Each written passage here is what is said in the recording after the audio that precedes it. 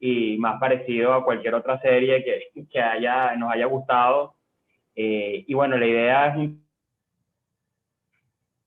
tema denso, ya en diciembre, que nos hemos propuesto estudiar desde hace algún tiempo, y viendo un poco la práctica y la interacción entre el derecho tributario y lo que pareciera su némesis, que es el derecho público económico. Parte de la experiencia de armar esta conferencia fue en los cursos de posgrado que realicé, que los profesores del posgrado de Derecho Financiero no querían mencionar o perseguían no mencionar a la especialidad del derecho administrativo y viceversa. Eso siempre me ha parecido muy curioso, porque son parte de la misma, digamos, de una concretización de las potestades estatales que sin duda alguna terminan siendo expresiones del poder del Estado. Por favor, confírmenme si se ve bien la presentación, la lámina, porque cargo dos pantallas y a veces salta una y no la otra. Supongo. La vemos perfectamente, Daniel, Acá. gracias. Bueno, fíjense, esta hora que vamos a pasar aquí la llamé por tres elementos. Primero, evidentemente, la tributación, estando en la Casa de la Tributación en Venezuela, que es la Asociación Venezolana de Derecho Tributario. En segundo lugar, el derecho público económico. Y el tercero, un concepto que he querido traer a colación de manera incipiente, que son las situaciones jurídicas, sobre todo porque la piedra angular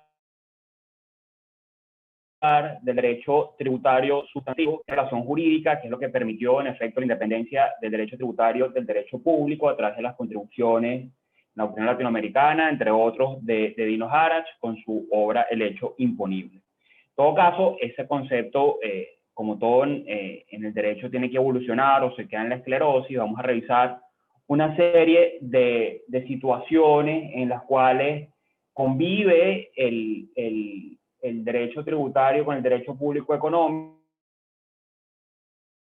en muchos casos de manera simbiótica, casos en ámbitos de conflicto. Y quizás la oportunidad de solucionar es una nueva consideración de la situación jurídica y la posición en las relaciones jurídicas pasadas, presentes y futuras que pueda tener un ciudadano. Es un poco, digamos, la introducción o lo que vamos a tratar el día de hoy.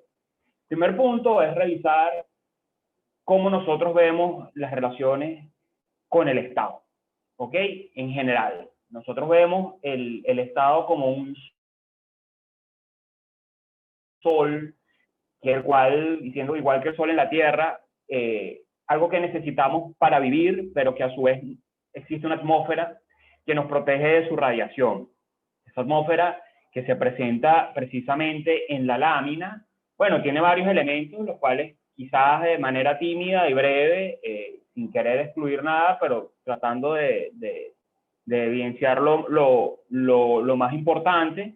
Está la Constitución, evidentemente, la forma de Estado, que específicamente en Venezuela es un Estado social, derecho y justicia, y es una república, lo cual implica necesariamente un control del poder y una dirección de la acción estatal que tiene que ser matizada por unos objetivos, por unos valores, unos principios. En tercer lugar, en efecto, los derechos, principios y valores constitucionales, especialmente los derechos fundamentales, incluyendo también la organización propia del Estado, que debe ser sopesada y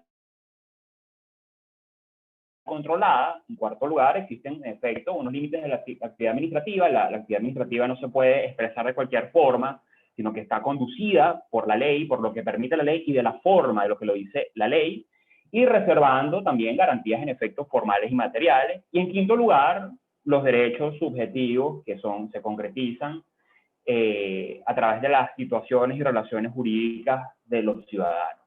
Estas son, digamos, las capas de esa atmósfera que nos permite que cuando nos irradia el poder, la relación que obliga a un ciudadano con el Estado siempre es de poder, y vamos a ver que la excepción en efecto es el derecho tributario, que es una relación de igualdad, pero en todo caso ese poder tiene que estar matizado, filtrado por esa capa de atmósfera que nos da el ordenamiento jurídico, porque si no el poder no sería mortal. Viéndolo de otra perspectiva, ya incluyendo la tributación, en efecto, quizás así es como vemos inicialmente siempre el tema de la actividad estatal, del poder. En el centro, con ese signo de radioactividad irradiando siempre, se encuentra el poder, la potestad pública, y cae sobre los ciudadanos, protegido por esa atmósfera, y se manifiesta de distintas formas. Una de esas manifestaciones, en efecto, es la tributación, en la cual el poder se personaliza y se pone en plano del administrado, que se le llama contribuyente, establece una relación jurídica de igualdad. Pero a su vez, el poder estatal, la actividad del Estado, la actividad administrativa, se manifiesta en tradicionalmente tres actividades. Y esta distinción la hizo Luis Jornada de Pozas en los años 50, a la cual se le han venido, según la doctrina ha ido evolucionando, se le han ido añadiendo otras dos.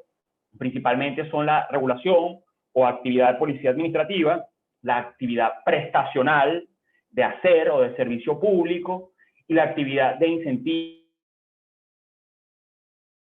o fomento. Estas son actividades que evidentemente inciden en la esfera patrimonial y es la famosa triada de Luis Jornada de Pozas. Y desarrollada evidentemente por Villar-Palasí en la doctrina española. Hay otras actividades, quizás la doctrina ha identificado al menos tres más de manera unánime, aquí coloco dos, por su importancia, que es la actividad empresarial, la actividad de planificación y después vendría la actividad cuasi jurisdiccional o arbitral. En todo caso, la concepción que nosotros tenemos de la tributación, del fin fiscal de la tributación, es que esa relación jurídica tributaria que crea un vínculo obligacional entre una administración tributaria en la cual se subjetiviza el Estado y el ciudadano contribuyente, bueno, es lo que contribuye realmente a la actividad financiera del sector público, que aquí lo representamos con un cochinito, y eso a su vez es lo que lo permite los recursos financieros para que se permitan las expresiones de la actividad administrativa. Adicionalmente, bueno, evidentemente el Estado tiene la actividad financiera del sector público, tiene otros ingresos, entre ellos los propios de la actividad empresarial, en el cual el Estado también baja, en teoría, al rango de los ciudadanos o a los rangos de las personas privadas para competir con ellos en un mercado. Lo digo en teoría porque la realidad en Venezuela ha sido otra. Y bueno, la actividad de planificación, que la coloco arriba, por cuanto, bueno, termina siendo la limitación o la anticipación de la actividad financiera del Estado, un mecanismo bastante complejo. Recuerdo que aquí está presente el profesor Juan Cristóbal Carmona,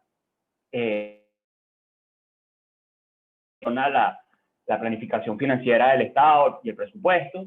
Y en todo caso, bueno, evidentemente la planificación, la tributación tiene un contenido esencial porque, bueno, ¿cómo puedes planificar financieramente sin los gastos, sin saber los ingresos? Y bueno, hay unas expresiones concretas en nuestro ordenamiento que así lo hace. Y en todo caso, bueno, el fracaso o el éxito del desempeño económico de un país, y ya podemos poco pensar en qué ha pasado en Venezuela, depende del presupuesto y la planificación. Y lo digo que ha pasado en Venezuela porque la actividad de planificación económica centralizada a la oscuridad.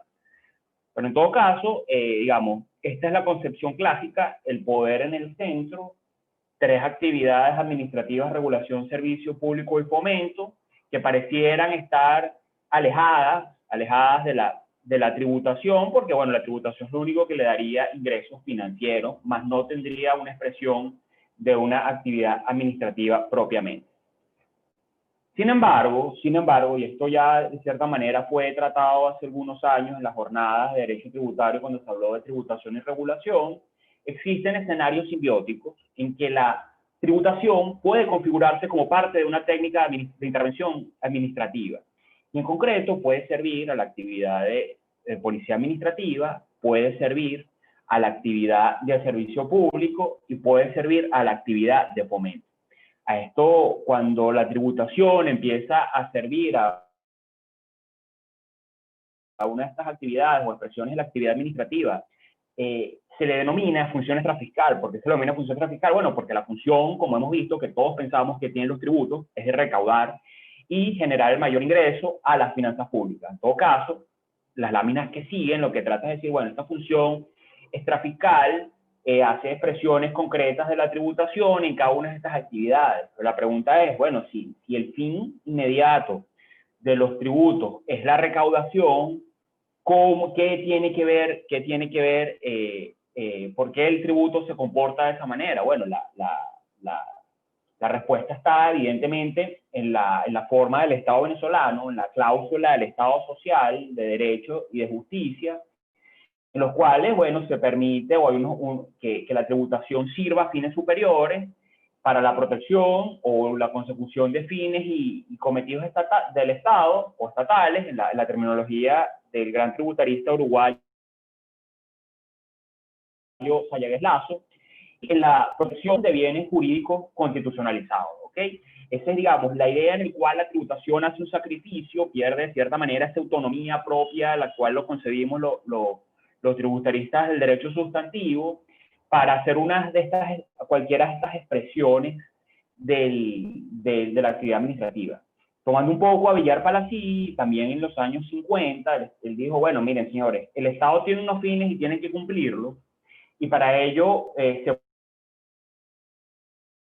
puede valer de cualquiera de las técnicas administrativas, cualquier herramienta que ponga regladas conforme a derecho, y esto le llamó intercambiabilidad de las técnicas administrativas, es decir, una actividad, para regular una actividad no necesariamente se necesita una norma coactiva o limitativa y una administración sectorial, sino que puede ser a través de tributación, o a su vez quizás la forma de intervenir en una actividad no es la regulación, sino el servicio público o el fomento, o inclusive la actividad empresarial.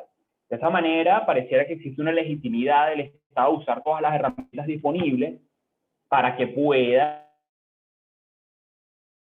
una intervención pública en la economía, y que es el corazón o es la justificación del derecho público económico tomado como la parcela del ordenamiento que regula las relaciones económicas y jurídicas con contenido económico del ordenamiento jurídico.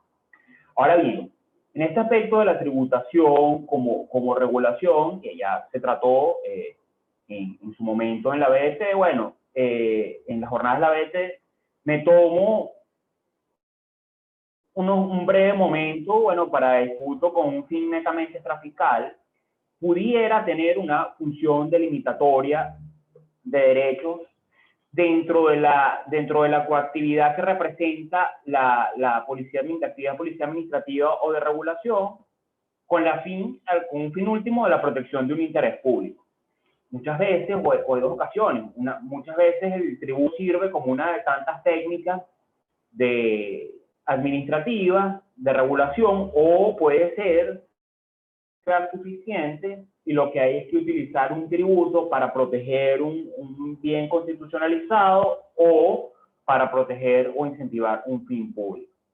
Y aquí damos tres elementos. Primero, bueno, en efecto, como toda actividad de regulación, el tributo pudiera establecer límites que desincentiven una actividad o que de manera coactiva. Y este es el caso, por ejemplo, en nuestro sistema del impuesto a las especies alcohólicas y el impuesto al cigarrillo y los derivados del tabaco, que en efecto se establece un impuesto al consumo, un acceso, un impuesto especial que es superlativamente alto, del 60%, y lo que busca específicamente es el ordenamiento venezolano, es desincentivar esas actividades porque pueden ser considerados que tienen un daño social o que a su vez repercute en los servicios públicos del Estado. En segundo lugar, está la internalización de los costos sociales en los precios, es decir, se establezcan un daño, tengan que pagar por él a través del precio por vía de un aumento de los costos de transacción. Desde el punto de vista del análisis económico del derecho, esto es lo que siempre busca corregir una externalidad, y bueno, este es el caso evidentemente de los tributos ambientales, que en esta jornada tuvimos el honor de participar y exponer este punto de vista de cómo la tributación ante el fracaso o que las técnicas de regulación y de la actividad de intervención del Estado se quedan cortas, pareciera que la última arma y la más eficiente son los tributos ambientales, de manera de concretar aquel principio que se llama el que contamina paga. Y en tercer lugar, es limitar el acceso a bienes públicos a través de tasas que pueden ser altas o bajas, dependiendo del tipo de bien. Muchas veces se trata de bienes que son finitos, por ejemplo, el efecto red eléctrico. Pareciera que la intención del ordenamiento es colocar una tasa alta de manera de que no todo el mundo concurra, porque tener el interés de concurrir, o quizás a parques nacionales que por la protección de sus especies es difícil entrar, o más que difícil entrar es que una cantidad masiva de gente pudiera causar un deterioro considerable a ese ecosistema, y bueno, muchas veces se establecen tasas altas combinados con, bueno, una serie de permisos o géneros autorizatorios que son los que permiten el acceso. Estos son, digamos, los tres escenarios que este abogado ha visto en que la tributación se convierte en regulación, y surge una pregunta. Ya que estamos en el campo de la cláusula social, hay principios de tributación, porque cuando uno ve, en estos casos, alícuotas del 60% o tasas altas para limitar acceso, o que un tributo está ligado a una actividad contaminante y grava esa actividad contaminante, ¿acaso esos tributos no son confiscatorios? Esa es una espectacular pregunta que siempre me he hecho, y recuerdo las clases de mi profesor y mentor Leonardo Palacios, cuando decía que precisamente los principios de tributación, específicamente la capacidad contributiva en estos casos, se dobla un poco, bueno, porque hay un fin social y un bien jurídico, en este caso la salud, el medio ambiente o la protección de los parques nacionales o el espectro radioeléctrico, que tiene que ser protegido, y la tributación al final es la manera en que el Estado puede hacer. En segundo lugar, lo que se refiere a la tributación y servicio público, bueno, quizás no pareciera tan evidente, pero existen expresiones en que la tributaria, que el Estado haga ese contenido prestacional, ese contenido de hacer en favor de los ciudadanos. Lo más obvio, y quizás la doctrina se ha quedado un poco ahí, es que evidentemente en el esquema de la función fiscal del tributo, el fin primero de la tributación es contribuir financieramente a la prestación de los servicios, y bueno, evidentemente esto se puede hacer de manera no vinculada a través de los impuestos y el presupuesto, o a través de manera vinculada hasta, ¿no? Y quizás dentro de este ecosistema pudiéramos incluir las contribuciones parafiscales, las cuales también pudieran ser destinadas a la prestación de un servicio. En segundo lugar, también la tributación se sacrifica muchas veces para asegurar el acceso al servicio, bien sea a través de alícuotas inferiores con servicios que se consideran importantes o esenciales, o en el caso del impuesto sobre la renta, bueno, que específicamente las personas naturales, que hemos hablado muchísimo, que es una tragedia, y la incompatibilidad de la concepción de mínimo vital con el tema de los desgravámenes del impuesto sobre la renta. Bueno, específicamente el ordenamiento venezolano reconoce los gastos médicos, es decir, el acceso al servicio médico dentro de la configuración y determinación del impuesto sobre la renta a las personas naturales. En la tributación, ya el fomento sí parece tener una relación mucho más estudiada, inclusive por la doctrina administrativa. El mismo Villar Palací, Jornada de Pozas, subvenciones y exoneraciones, específicamente en términos quizás no técnico-tributarios, exoneraciones como la dispensa que le da al Estado al pago de tributos a una actividad específica, era una expresión de la actividad de fomento. Y en este caso es evidente que si el Estado está interesado en fomentar una actividad, lo primero que piensa es en el esquema tributario, de manera de incidir en la esfera particular, pero no limitando como lo hace la actividad de regulación, sino ampliando, generando incentivos económicos sobre actividades que el Estado considera que son importantes y que deben ser fomentadas. Evidentemente, dentro de este esquema están las exenciones, exoneraciones y rebajas, y otros beneficios fiscales, en cual la técnica económica, dentro de la clasificación del servicio de la actividad de fomento, se le llama que es una técnica económica financiera, que es la técnica económica financiera por excelencia, que genera o otorga una ventaja patrimonial. Otros casos también de actividad económica que pueden estar reflejadas en alícuotas diferenciadas, con una ruptura también del principio de generalidad y de igualdad. Y en tercer lugar, en el Estado venezolano, y anejo lo que ya hablamos con el servicio público, la parafiscalidad busca fomentar ciertos sectores de la economía a través del sacrificio de otros, ¿no? U otros miembros que están vinculados de cierta manera al sector. Ya todos sabemos lo que ha pasado con la parafiscalidad en Venezuela. No hace falta conversar que es un desastre, pero en la actualidad, teniendo más de 30 contribuciones para fiscales que terminan erosionando y aumentando la presión fiscal de los contribuyentes, muchas veces con una pretensión de no ser reconocida en la determinación de impuestos sobre la renta, que debería ser el impuesto rey. Pero en todo caso, yo me retomaría este tema a la primera ley orgánica de ciencia y tecnología, que tuvo algún muy buen sentido y que de cierta manera terminó siendo un fomento a la investigación científica y al progreso tecnológico de Venezuela. Ahora bien, si ya vimos que existe una simbiosis que puede ser en muchos casos natural entre la tributación y las técnicas de derecho público económico, lamentablemente la historia no siempre es esa. En muchos casos la historia es que existen verdaderos conflictos entre estas dos especialidades o segmentos del derecho, a pesar de que el derecho es uno solo, y que en muchos casos el derecho público económico no entiende o desconoce la tributación, y en otros el derecho público económico.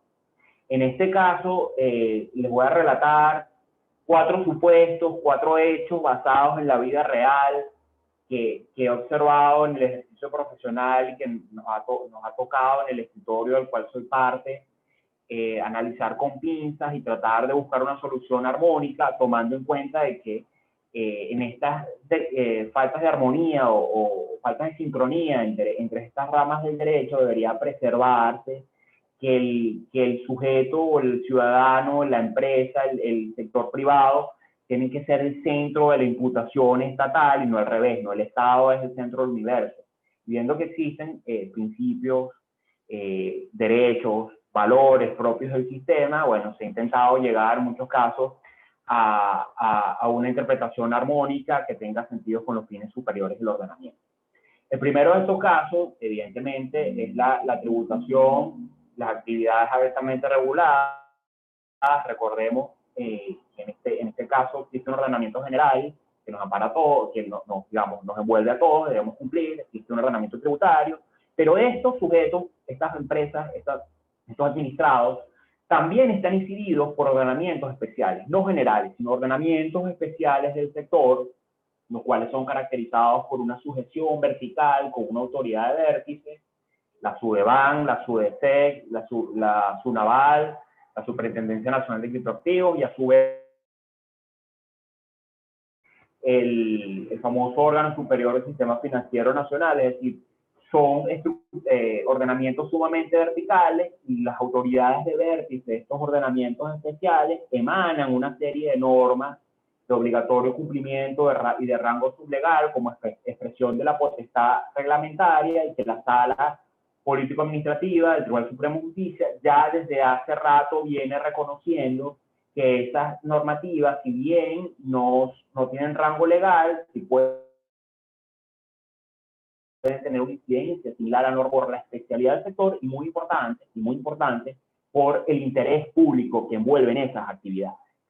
Específicamente, y esto de cierta manera va a ser parte de lo que vamos a tocar en las próximas jornadas nacionales de derecho tributario. Específicamente hemos tocado el tema, o visto el ejemplo, porque quizás es más dramático, con el tema de las instituciones del sector bancario, es decir, básicamente los bancos. Y aquí vemos, como se ve en la lámina, que estas estructuras verticales, con nuestro símbolo radioactivo que representa el poder, permean de manera obligatoria hacia los incididos, los cuales a su vez tienen relaciones jurídicas tributarias con otras expresiones del Estado, en este caso la Administración Tributaria Nacional, y en este caso específico a través de 2 impuestos. La pregunta que uno se hace, viendo las características que tiene esa relación de sujeción especial y esa normativa que se denomina prudencial, en este caso emanada,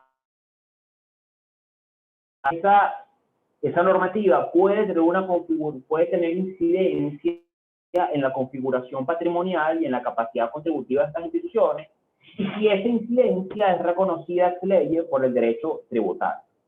Y aquí vemos específicamente respecto al impuesto sobre la renta y el impuesto sobre los grandes patrimonios, que existe una serie de normativas, o una serie de órdenes que se disfrazan de muchos casos de órdenes contables, pero que son órdenes de imperio y de la situación patrimonial de los bancos, las cuales tienen evidentemente un reflejo inmediato en las relaciones jurídicas que tanto del impuesto sobre la renta como del impuesto de los grandes patrimonios. En lo que se refiere al impuesto sobre la renta, bueno, la famosa obligación del superávit restringido, en el cual un banco, las utilidades netas no distribuidas, no es que las puede distribuir al 100%, sino que el 50% tiene que hacer un apartado patrimonial y usarlo a determinados fines. Otro de los casos son las cuentas especiales que ordena la SUDEBAN realizar para reflejar o contener ahí los activos no monetarios, específicamente en muchos casos los bonos de la deuda pública, los cuales tienen variaciones en su valor en bolívares respecto a las fluctuaciones del tipo de cambio, y que las ganancias o pérdidas en cambio que puedan tener estos activos que están en esas cuentas no pueden ser aprovechados directamente por el contribuyente administrado, sino que van a una cuenta de resultados que es administrada bajo unos fines determinados por la SUDEBAN y que solo puede ser usado, además de unos fines determinados, bajo autorización de la SUDEBAN. Y otro de los casos, evidentemente conocidos, el tema de las provisiones de riesgo y otros apartados obligatorios. En este caso, es evidente que la capacidad contributiva y la capacidad contributiva real de las instituciones del sector bancario se ve claramente afectada, y que desde el ordenamiento de impuestos sobre la renta no hay una respuesta. Por el contrario, el ordenamiento de impuestos sobre la renta establece unos criterios cerrados y taxativos de disponibilidad de la renta, o de disponibilidad del ingreso. En segundo lugar, y peor, coloca a este sector en una alícuota mayor. Y en tercer lugar, no ha logrado solucionar, o por lo menos los tributaristas nos hemos roto la cabeza de manera colosal y superlativa sobre la regla de disponibilidad de activos nominados en moneda extranjera, que está en el artículo 183 de la Ley de Impuestos sobre la Renta, y su aplicabilidad, tomando en consideración que además estos sectores fueron los primeros excluidos de manera arbitraria del sistema por inflación. En segundo lugar, desde el punto de vista de la regulación jurídica del impuesto a los grandes patrimonios, bueno, existen unas normas prudenciales de valoración de activos que no son arbitrarias, sino que esta valoración de activos tiene una correspondencia con el fin público. Porque valorar un activo de un banco de una manera u otra pudiera crear un terror, pudiera crear una corrida bancaria, o pudiera entorpecer la solidez del sistema financiero nacional. Adicionalmente a esto, bueno, existe un patrimonio que es inamovible e inaprovechable de los bancos por ser garantía de los ahorristas. Y específicamente, si dentro del fin de toda tributación al patrimonio, como la ha pensado la doctrina latinoamericana, la falta de diligencia de un contribuyente de poner a producir su patrimonio, ¿cómo es posible que el patrimonio que no sea movible sea gravado por el impuesto de los grandes patrimonios en Venezuela?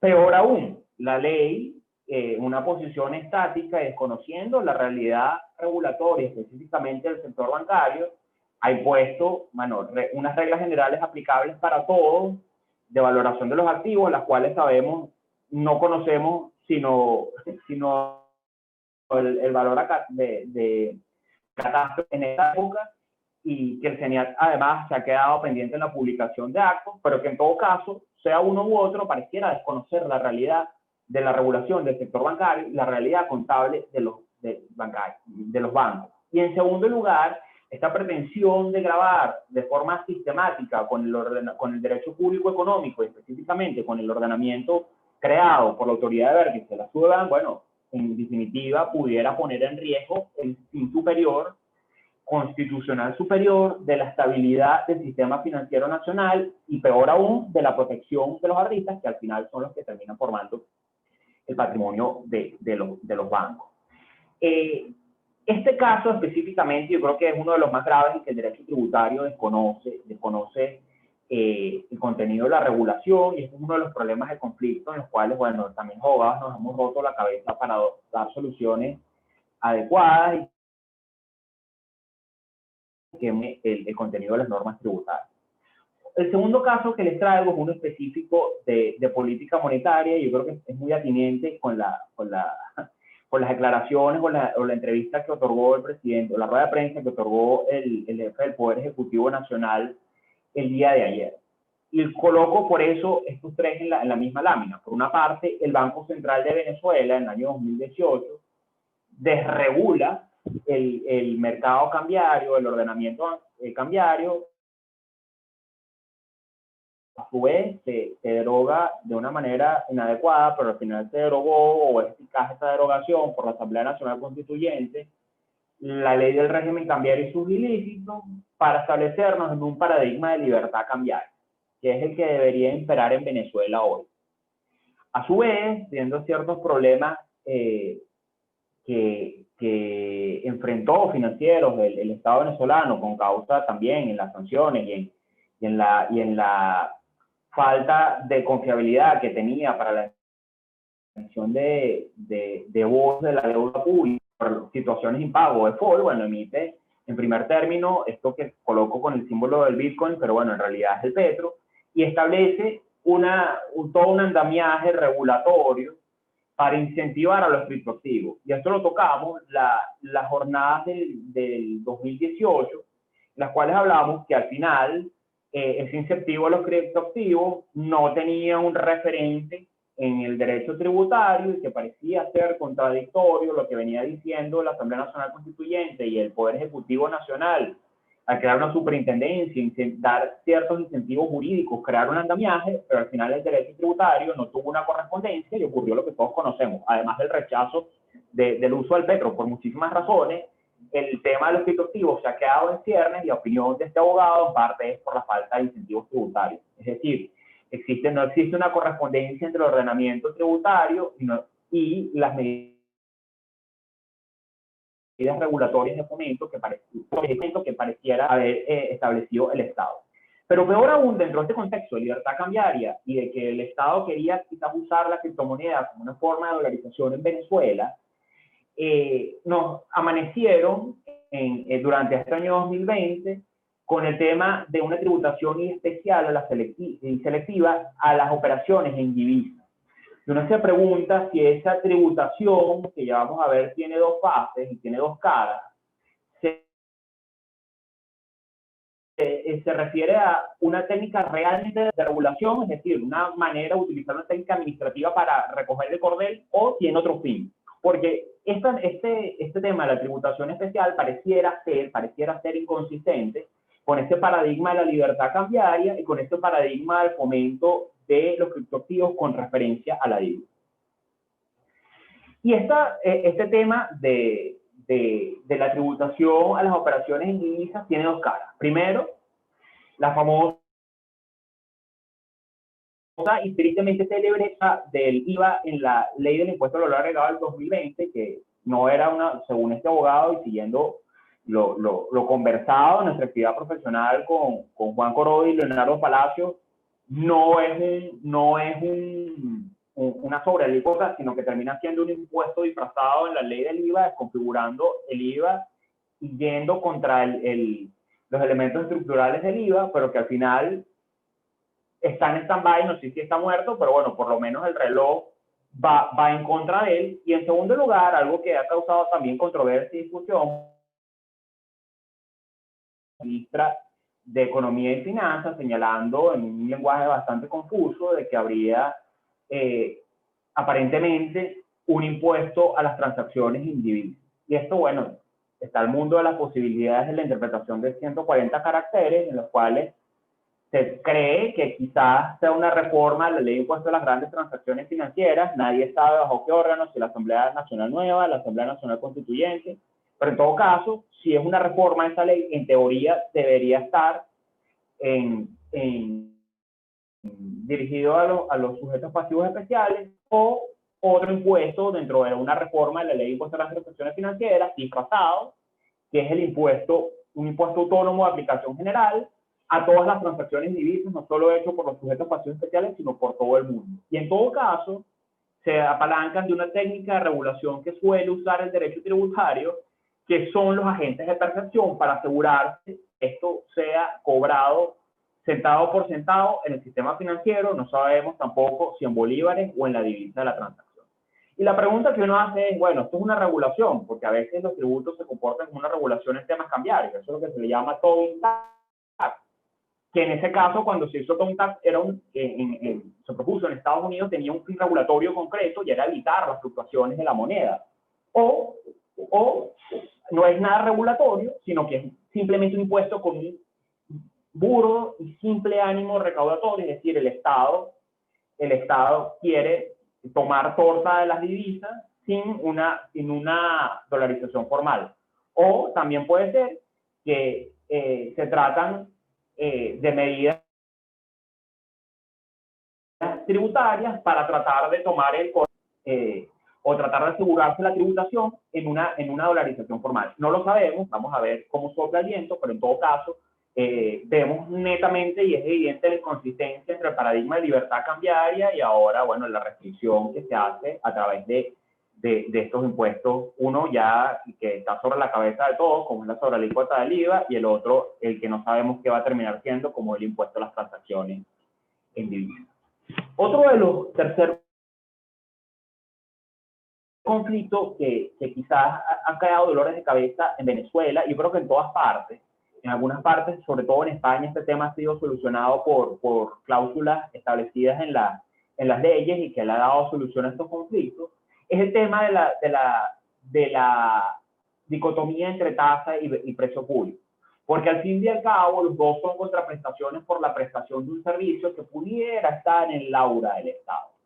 Y esto tiene mucho que ver con escenarios de publicación o de publicación, que son técnicas propiamente de derecho público. Y aquí, y esto no es pacífico, porque este tema lo vienen discutiendo desde hace muchos años, toda la doctrina, tanto tributaria como administrativa, he querido dividir, para tratar de darle explicación a algunas cosas que pasan en Venezuela, dividir la parcela en tres. Los servicios de interés general, los servicios universales, que son unos escenarios netamente de despublicación, pero que prestan algo muy parecido bajo los principios de derecho público. En segundo lugar, los servicios reservados al Estado, pero empresarial, como puede ser Corpoelec, como puede ser CanTV, aunque la actividad de telecomunicaciones no está reservada, pero bueno, en telefonía fija casi es un monopolio, pero también puede ser, y creo que es más específico, el servicio de agua potable. Y en tercer lugar, los servicios esenciales, cuya titularidad y ejercicio corresponde al Estado y pueden ser prestados mediante gestión directa bajo unas figuras organizativas en muchos casos de derecho público, entiéndanse, de servicios desconcentrados o institutos autónomos, o gestión indirecta a través de regímenes concesionales. La forma quizás en que tratar de entender por qué usted paga una tarifa en servicio eléctrico, paga una tarifa, que también hay tasas, pero por otras razones, de agua potable, es que, bueno, en efecto, la electricidad y el agua potable se encuentran en segundo lugar. Evidentemente, la telefonía celular, por dar un ejemplo, o pública, se encuentra dentro del primer nivel, dentro de actividades de interés general o servicios universales. Y dentro de ese mundo, de estas dos primeras actividades, bueno, estamos dentro del tema de las tarifas y precio público. Sin embargo, cuando hablamos de servicios esenciales, cuya titularidad de ejercicio corresponde al Estado, hablamos de tasas. Una de esas, por ejemplo, el servicio de registro o el servicio de justicia cuando no era gratuito de acuerdo a la Constitución. Esos son servicios esenciales. Sin embargo, este malentendimiento de esta actividad, por ejemplo, el embellecimiento esenciales. La primera vez que este abogado se topó junto con sus compañeros de escritorio con este problema fue con el famoso aporte único de la ciudad de Maracaibo, en los cuales el alcalde consideraba que estaba en las parcelas de arriba al cobrar un dinero para mejorar la ciudad de Maracaibo y que no se trataba de un servicio esencial. revisándolo un poco mejor y tiempo después salió una sentencia de la Sala Política Administrativa, también con un municipio del estado Zulia, con un también famoso aporte único de bomberos, que terminó siendo derrotado, porque al final le dijo, señores, esto se trata de servicios esenciales que solo puede prestar el Estado y que solo están reservados y asignados al Estado, a pesar de que se hagan en algunos casos de gestión indirecta. Esta discusión volvió, y quizás fue cuando la conocimos todos, por la famosa sentencia del 7 de junio del 2020, en la cual ya uno de los 31 viernes de la BT trató con Rafael Belisario este tema, uno de los episodios más raros y extraños de la jurisprudencia venezolana, y que si bien pareciera que empezó con una voluntad del Poder Judicial de ponerle coto al tema de la tributación de los municipios, terminó siendo algo desastroso, como todos conocemos, con el famoso Acuerdo Nacional de Tributación Acuerdo Nacional de Tributación Municipal, que terminó ser aprobado el pasado 23 de nuestra Sala Constitucional cuando levantó la suspensión. Pero en todo caso, este tema del aseo urbano que vino a colación no tiene, digamos, una respuesta definitiva, una respuesta unánime. Les doy quizás mi percepción, y esto sí soy franco de que no es la opinión del escritorio en el cual me encuentro, pero bueno, un poco para acercarnos a este tema, que si bien la perentoriedad se acabó, porque se acabó los efectos suspensivos de la sentencia 7.8, de 7.7, quizás de manera doctrinal queda la duda, y quizás esto pueda abonar a que discutamos en trabajos académicos este tema. En primer término, el aseo urbano está reservada, es una actividad reservada al municipio por la Ley Orgánica Público Municipal. El aseo urbano es un servicio esencial revestido por un interés público superior, que es la salud y la protección del ambiente, constitucional. En tercer lugar, nadie puede retirarse ni firma un contrato de suscripción con el aseo urbano, sino es que es algo que pareciera ser propio del bien, y por lo tanto estoy en a un régimen que contraprestación dependiendo no de mi voluntad, sino propiamente de la ubicación y características del bien y de la actividad económica que se realice ahí, que se prestan en la mayoría de los casos cuando hay gestión privada por un régimen concesional, es una gestión indirecta, pero que en la mayoría de los casos lo presta directamente el municipio a través de servicios concentrados o institutos autónomos, y que la ley de gestión integral de la basura, que es de los artículos más confusos y es un galimatía, pareciera decir que es una tasa, pero sí advierto que en ese artículo confunde el término tarifa con tasa y lo mezcla indistintamente. La pregunta es, ¿tasa o precio público? A este abogado le parece que es una tasa, pero yo creo que hay argumentos para lanzarlo para el lado del precio público. En España específicamente, en la ley española, hacen una diserción bastante curiosa, que dice, bueno, si el Estado lo presta directamente a través de una figura organizativa de derecho público, es una tasa, pero si lo presta bajo gestión indirecta, un privado, es un precio público. Es decir,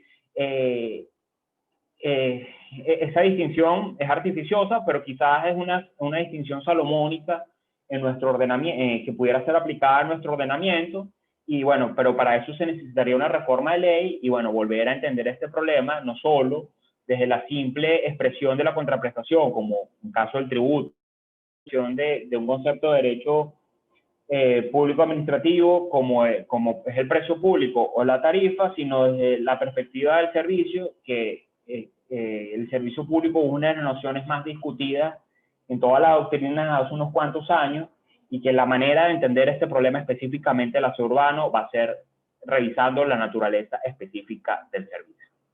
Y por último lugar, algo que siempre me pareció una aberración, en el cual evidentemente el derecho administrativo, el derecho público económico es aberrante, el derecho tributario es en la famosa Providencia 003-2014 de la SODE, la cual, si no recuerdo, los artículos 6 o 7, señala que la manera de calcular estructuras de costos, los administrados no podían incluir los tributos. Y por otra parte decían, bueno, solo el IVA usted lo puede incluir dentro de este paradigma cuando su costo no sea tal trasladado.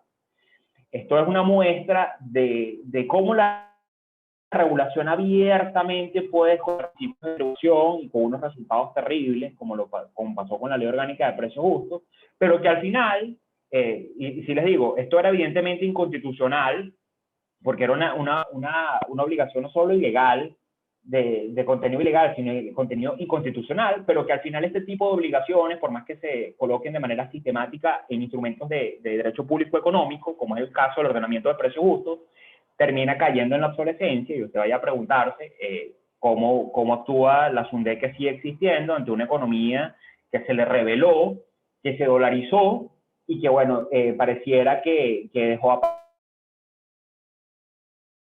este tema de la regulación, porque no hay ni una harina, ni un azúcar, ni un pote de leche en ninguna laquel en Venezuela.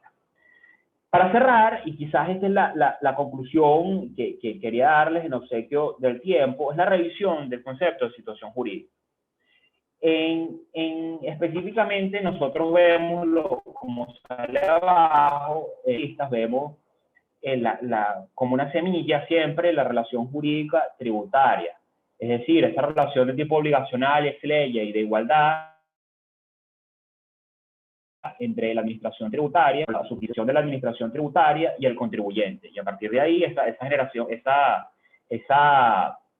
relación se genera ante la activación o verificación del supuesto hecho de la norma tributaria, en este caso la norma secundaria tributaria dentro de la teoría kelseriana, que le llamamos hecho imponible. Eso da bastantes libros, bibliotecas, le da autonomía al derecho tributario. Sin embargo, creo que es un momento que pensemos un poco más allá de la simple concepción de la relación jurídica tributaria. Situación jurídica también, así como lo es el servicio público, es uno de los términos increíbles, pero cierto, uno de los términos más controvertidos en el derecho. Se busca un libro de derecho administrativo y le dice que es la posición de dominación, básicamente, en que está el administrado frente a una relación vertical de poder. Pero si usted lo ve desde la teoría general del derecho, específicamente es la doctrina francesa, le da una noción que puede ser rescatable de situación jurídica. Y en este caso dice que, bueno, la situación jurídica es el conjunto de relaciones jurídicas pasadas, presentes y futuras en que actúa una persona determinada. Y aquí, quizás, si tomamos el concepto de situación jurídica, podremos, como el cúmulo de situaciones pasadas, presentes y futuras de relaciones jurídicas tributarias, podemos encontrar quizás solución a algunos de los problemas de temporalidad y de aplicación extractiva de la ley y retroactiva de la ley, como puede ser, por ejemplo, como es eso que no dando ciertos elementos de determinación del ajuste por inflación para aprovecharlos en los ejercicios siguientes, y la ley me los quitó. Si nos vamos por la teoría de relación jurídico-tributaria, evidentemente no los puedo aplicar, pero viéndolo como un contexto o una cadena entre relaciones pasadas y futuras, eso pudiera tener solución. Igualmente, con el tema de los famosos créditos del IVA que solo pudieran ser aprovechados dentro de un año. Añadiendo este tema de la situación jurídica tributaria, como las relaciones presentes, pasadas y futuras, relaciones jurídicas tributarias, debemos también entender, dentro de un concepto más amplio de relación jurídica, que toda tributación, en efecto, está influida por la actividad del servicio público, por la actividad de regulación, por la actividad de fomento, por la actividad empresarial del Estado, por la actividad cuasi jurisdiccional, por la actividad de planificación y por la actividad financiera del Estado. Y esta relación de poder, que siempre ha sido vertical y que se coloca al Estado a un nivel superior frente al administrado, y que es matizada por las capas de protección de la atmósfera del ordenamiento jurídico, deben también incluir en el entendimiento tanto el diseño de la norma tributaria como en la interpretación y aplicación de la formación de la relación jurídico-tributaria. Eso es un poco un concepto que he venido elaborando desde hace algún tiempo en estudios doctorales y lo pude graficar de la mejor manera. Quizá fue esta, ojalá fuera en 3D, pero no lo es, pero es un punto que traigo de reflexión al foro del entendimiento de la relación de el contribuyente administrado con tanto el jurídico como con el poder. Bueno, eso es todo. Muy agradecido de la invitación. Espero, vamos a ver si da chance de las rondas de preguntas. Temas son resbaladizos. Espero que me haya logrado expresar de la manera más clara posible. Muy agradecido con Juan Carlos y con la que hoy me acompaña y con todos los asistentes. Muchísimas gracias, Daniel. De verdad ha sido una excelente manera de terminar, de cerrar este ciclo de los viernes de la BDT. Debo confesarte que son temas, algunos bastante agudos y que generan controversia, ¿no? Pero también quiero felicitarte por tus láminas. Me parece que el efecto que logras transmitiendo las capas de la atmósfera, el tema de los conflictos de los sectores regulados, había un símbolo de tóxico, de radioactivo en una de tus láminas, acompañan tu clara y bien fundamentada exposición. Bueno, queda un poco abierto aquí el periodo para las preguntas a Daniel. Carmen Rangel, Daniel, hace el siguiente comentario. Excelente análisis para el sector bancario, Daniel. Siempre lo hemos sostenido desde la asociación bancaria. No se pueden tratar todos los contribuyentes. La banca tiene un tratamiento legal especial y un riesgo como servicio público que deben considerarse a la hora de pretender gravar su patrimonio. Muchas gracias. Yo quisiera agregar a este comentario que creo que es una discusión que hemos tenido hace tiempo a propósito de los trabajos del doctor Gabriel Ruán y Humberto Romero Musi acerca del tratamiento de las provisiones bancarias, que ciertamente tenemos una imposición a la renta estático, inamovible, pero también existe un riesgo que ese entramado normativo de alguna manera se erosione, introducir elementos de inseguridad jurídica, porque nosotros estamos hablando del sector bancario, estamos hablando del sector seguro o del sector aeronáutico, de manera que trazar esa línea donde se privilegia capacidad contributiva versus seguridad jurídica, creo que es una tarea importante, Daniel. Entonces aprovecho el comentario de Carmen para plantear este conflicto. Sí, en efecto, Juan Carlos, y un saludo a Carmen. Yo creo que los sectores altamente regulados, además de pagar un precio alto por la regulación propiamente que los incide, bueno, también tienen que pagar los platos rotos. Yo creo que habría que ver los niveles de intereses públicos en cada uno de los sectores regulados, revisar si la normativa prudencial de cada una de las autoridades de vértice, no solo el bancario, sino las demás, seguros, criptoactivos, mercado de valores, etcétera, etcétera, etcétera, terminan erosionando y acabando el sistema, lo cual sería evidentemente un efecto contrario al propio que es el Estado quiere incentivar y preservar esas actividades. Gracias, Daniel. Juan Cristóbal Carmona es nuestro expresidente y aprovecho para anunciarles que la maravillosa presentación de Juan Cristóbal en relación con las implicaciones de la ley constitucional antibloqueo y la actividad del sector petrolero ya se encuentra disponible en nuestro canal de YouTube. Juan Cristóbal señala lo siguiente: felicitaciones a Daniel por su excelente exposición. En cuanto al tema de la pérdida o no del carácter tributario de lo que se exige con ocasión a la prestación de un servicio por vía concesional, el Tribunal Constitucional Español estableció en las sentencias del 23 de noviembre de 2015, recurso 4091/2013 y el 24 de noviembre de 2015, recurso 232/2014, que la contraprestación exigible por la prestación de servicios esenciales, en este caso se trata del suministro de agua, tiene la consideración de tasa, sea cual sea la forma en que se presta el servicio, tanto si se presta directamente por la administración pública como si se presta por una entidad privada en régimen concesional. La titularidad de la actividad sigue siendo pública. Yo comparto esta posición. Caramba, Juan, esto es una recta a las letras. Vino acompañado con un soporte. No, bueno, muy adecuado, gracias al profesor Juan Cristóbal por la referencia, porque el ordenamiento español venía por otro lado, y esa es la noticia que teníamos. Es decir, que venía disertando y no tenía sentido, aunque parecía salomónico, no era sistemático. Las cosas son lo que son, no importa si la gestión se hace de manera directa o indirecta. La naturaleza jurídica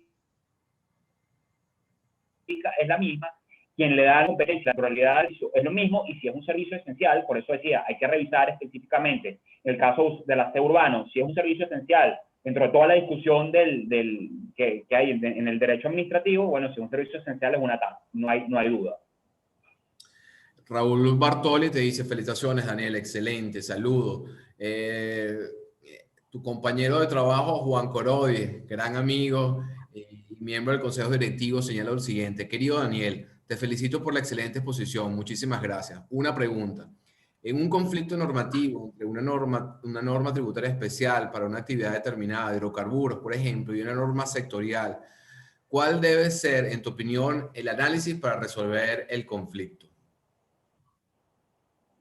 Bueno, esa es una muy buena pregunta, y esa es digamos, la quintesencia de esta posición. Quizás habría que ver la imperatividad de las normas, y se puede hacer de dos maneras. En primer lugar, por el tema de revisar si el hecho imponible, que suele ser taxativo y absoluto, se puede informar a través de esa norma por los valores se puede informar a través de los principios de derecho público de manera de llegar a una medición concreta de la capacidad contributiva. Sin embargo, estimado Juan Esteban, mi sensei, habría que verlo caso por caso, a ver qué termina siendo el sacrificio, o si hay un valor superior o un principio o una norma. Para eso, afortunadamente, tenemos, digamos, el imperativo de los valores. En muchos casos, desde una óptica, si lo ves de derecho público o digamos, de derecho constitucional, en muchos casos quizás el privilegio va a ser si es racional, de la norma de derecho público, quizás en sacrificio del derecho tributario. Gracias, Daniel. En atención a este conflicto, yo quisiera introducir una anécdota personal, que es que cuando yo trabajaba en una firma internacional y en una ocasión, en un viaje a los Estados Unidos, me invitan a tener una cena con una socia de impuestos. Yo pregunto cuál es la materia que ella trabaja. Entonces me dice, mira, ella solo atiende vehículos híbridos. Lo único que ella hace es atender la regulación de vehículos híbridos.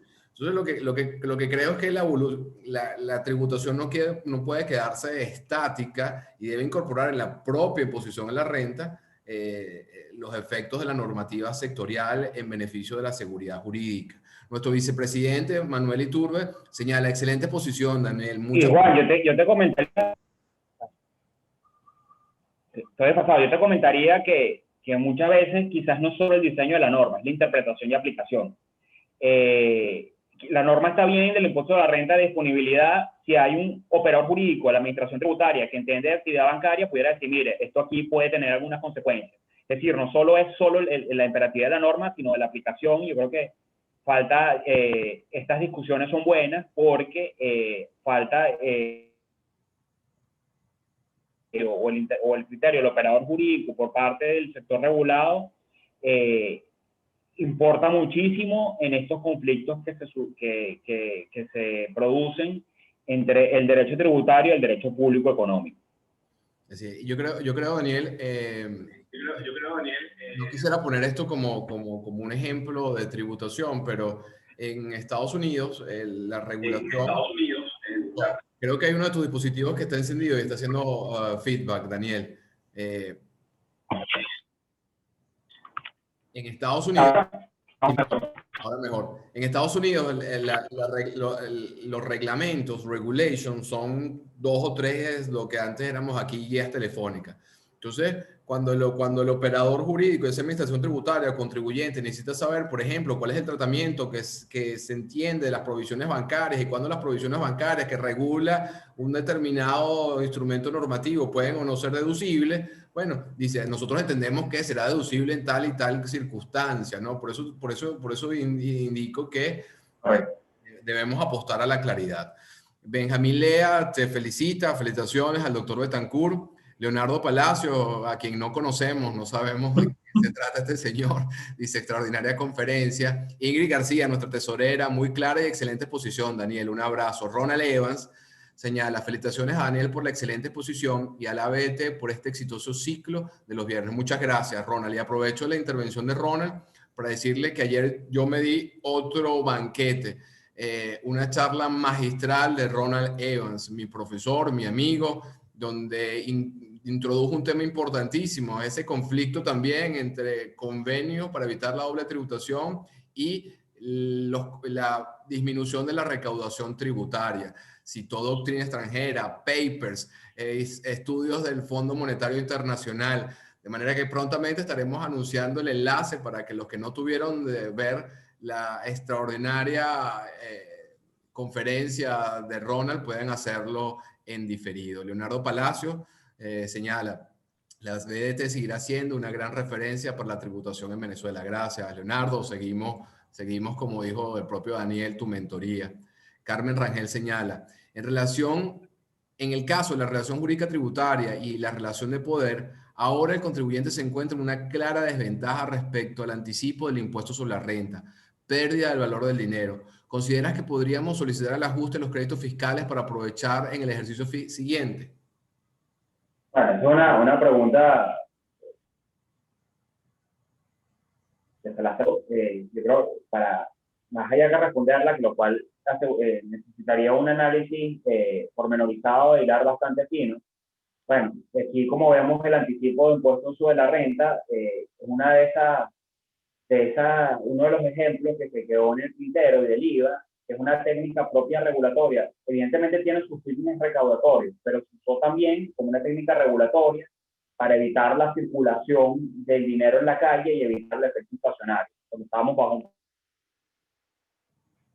por ejemplo, específicamente el tema de los anticipos que se idearon a partir de septiembre de 2018, que tuvo una función extrafiscal evidente. Y que en este caso el anticipo del impuesto sobre la renta, en muchos casos, digamos, la brevedad, la improvisación de la norma hizo integrar a nosotros, a los abogados que iban a tomar decisiones difíciles viendo el régimen sancionatorio, que por ejemplo, si usted iba a seguir anticipando el impuesto sobre la renta, esté prediciendo que va a dar pérdidas en el ejercicio. Y para finalizar, y a pesar de que el artino, yo creo que estamos en una relación de igualdad, estamos en un contexto de indexación, un contexto de obligaciones dolarizadas, no es descabellado pensar que la devolución de crédito esté en un contexto de que se ajusten. A pesar de que no está en la ley, habría que ir al fino, pero así como la administración tributaria nos está exigiendo obligaciones sancionatorias, sanciones bajo el esquema dólar, bueno, habría que pensarse si no, bajo el esquema de responsabilidad del Estado, del 140 de la Constitución, si cabría un ajuste en la solicitud de los créditos, lo cual, bueno, además de necesitar una reforma de ley que no existe, en todo caso lo tendría que conocer un tribunal y, bueno, habría que argumentar bastante fino para convencer a ese tribunal. Muchísimas gracias, Daniel. Rosa Caballero dice, Daniel, hemos cerrado un broche de este año con los de encuentro tributario. Un abrazo. Juan Corodi le responde en forma categórica a Carmen. Carmen, sí, sin duda. Bueno, bueno, de hecho, Juan, disculpa que te interrumpe, tiene todo este tema en específico en la jornada procesales de derecho tributario, que también en la vez sobre el tema de cómo influencia el tipo de cambio en la tributación. Yo creo que valdría la pena verlo. Y Juan lo dice, yo creo que no hay más nadie más autorizado para él, ya que ha tratado el tema con una profundidad. Y yo sé que tú eres lo que has sostenido, que la administración no puede beneficiarse de la inflación que ella misma provoca con sus políticas monetarias, pero también cabría preguntarse si la obligación tributaria no puede ser ajustada. Correcto. Con estos conflictos interesantes, sabrosos, nos ha traído Daniel y agradecer. Ahora sí quiero cerrar este ciclo, que es la BDT, con mis compañeros del consejo directivo. La verdad, el apoyo consecuente de ellos, particularmente Andreina Lucía, que me ayuda con los flyers para que salgan a tiempo. Luis Mendoza, que nos ayuda a colocar los videos en la página. Y a todos ustedes, estar por Venezuela, yo siento renovado. Es interesante. Nos vemos el año que viene. Gracias, Juan Carlos, gracias a todos.